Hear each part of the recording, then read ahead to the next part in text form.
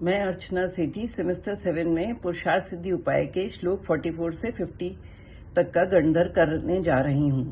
पुरुषार्थ सिद्धि उपाय आचार्य अमृतचंद्र की अनुपम रचना श्रावकाचार ग्रंथ है। श्रावकों के जीवन को निर्मल और पवित्र बनाने के लिए यह ग्रंथ लिखा है। हिंसा और अहिंसा का विवेचन बहुत खूबसूरती से अहिंसाणुव्रत अध्याय में किया गया है।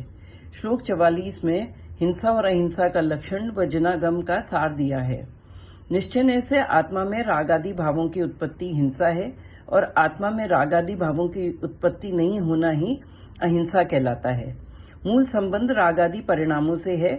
आदि शब्द के प्रयोग से उन्होंने मिथ्यात्व, राग, द्वेष, चार कषाय और नौ कषाय सबको इसमें गर्भित कर लिया है। जैन धर्म का संक्षेप में सार दिया है कि धर्म का लक्षण अहिंसा है। वह राग आदि भावों का अणु भर भी सद्भाव नहीं होना चाहिए, नहीं तो मुक्ति अर्थात मोक्ष संभव नहीं है। इससे शिष्य बोला कि हिंसा के लक्षण को प्राण पीड़न क्यों नहीं बोला, तो कहते हैं कि उसमें अतिव्याप्ति व अव्याप्ति दोष लगता है। और श्लोक 45 और 46 में बोले, मुनिराज ईर्ष्या समिति से चलते हैं। वह सज्जन पुरुष यत्नपूर्वक प्रवर्तन करते हैं, दोनों योग्य आचरण करते हैं, फिर भी उनसे कोई हिंसा हो जाए तो दोष नहीं लगता, क्योंकि उनके परिणाम अर्थात अभिप्राय में कषाय भाव नहीं था। इसलिए उन्हें पर जीव के प्राण पीड़न में हिंसा नहीं होती और अतिव्याप्ति दोष लगता है। एग्जाम्पल, माँ बाप अगर बच्चे को डांटे तो हिंसा नहीं है, क्योंकि अभिप्राय में उनके हिंसा नहीं है, वे तो बच्चे को सुधारने के लिए डांट रहे हैं। इसी तरह श्लोक 46 में कहते हैं, राग आदि के वशीभूत होकर प्रवृत्ति हो रही हो वह अयत्नाचार रूप प्रमाद अवस्था है। जैसे चलना, बैठना, सामान उठाना में प्रमाद रूप अर्थात असावधानी रूप कार्य करना, परिणमन करना, तो बाद में जीव मरे या न मरे वह प्रमाद के सद्भाव में हिंसा है। इसलिए लक्षण में अव्याप्ति दोष लगता है। फिर बोले, हिंसा का अर्थ तो प्राण को घात करना है, तो उसके बिना हिंसा कैसे कहें? तो बोले, जीव कषाय सहित होने से अपनी आत्मा का आत्मा के द्वारा घात कर लेता है। इस पश्चात अन्य जीवों की हिंसा हो या ना हो, क्योंकि अन्य जीव तो अपने आयु कर्म और शुभ कर्म अशुभ कर्म से जीता मरता है, परंतु उसने अपने भावों के दोष से अर्थात प्रमाद से स्वयं के भाव प्राण हिंसा करके आत्मघात कर लिया है और पर की अपेक्षा से स्व को नुकसान कर लिया है। फिर बोलते हैं श्लोक 48 में कि दो प्रकार से परघात की अपेक्षा हिंसा का सद्भाव है। अविरमण रूप हिंसा, हिंसा से विरक्त न होने से जीव पर जीव के घात में प्रवर्तन तो नहीं कर रहा पर विरक्त नहीं है, इसलिए वह अविरमण रूप हिंसा है। एग्जाम्पल, हम अगर हजारों वनस्पतियों में से नियम न लें कि 10 खाएंगे तो हमें सब वनस्पतियों का दोष लगेगा, क्योंकि वह प्रमाद रूप है। अंतरंग में उसने कोई नियम तो या प्रतिज्ञा तो नहीं ली थी, इसलिए हिंसा है।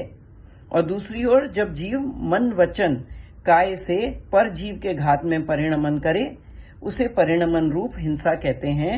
इसमें भी प्रमाद का सद्भाव होता है।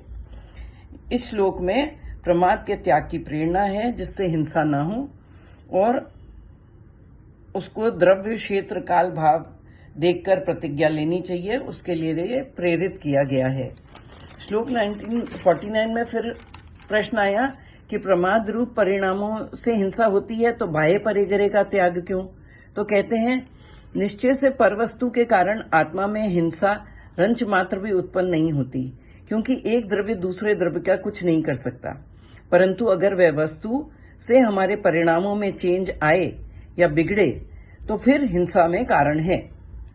तथापि परिणामों में निर्बलता लाने के लिए हमें बाह्य परिग्रह का त्याग करना चाहिए, क्योंकि वही कषाय का स्थान है। उनका अवलंबन नहीं होगा तो निमित्त भी नहीं बनेगा और हम शुद्ध ही रहेंगे। फिर श्लोक 50 में बोलते हैं कि हमने आगे जैसे पढ़ा कि अंदर से तो एक जीव दूसरे का कुछ नहीं करता, निश्चय से परवस्तु से हिंसा भी नहीं होती, लेकिन अंदर से हमारे परिणाम तो अच्छे ही हैं और बाहर से हम हिंसा नहीं करते, ऐसे लोगों का इस श्लोक में निषेध किया है। जो कहते हैं जो जीव यथार्थ में निश्चय के स्वरूप को नहीं जानता पर उसका श्रद्धान करता है, वह राग आदि भावों को हिंसा जानकर स्वीकार करता है, वह यह कहता है कि वह बाह्य क्रिया में तो अपने परिणामों को ठीक रखता है, वह अज्ञानी बाह्य क्रियाओं के प्रति आलसी हो गया है और जो जीव दया का पात्र है उससे विमुख हो गया है। जो जीव निश्चय का श्रद्धानी होकर परिग्रह रखता है और कहता है मेरे परिणाम तो सही हैं, परिग्रह से क्या, इसमें वह बाह्य में तो निर्दयी हुआ ही पर अंदर में भी निर्दयी व अशुद्ध है।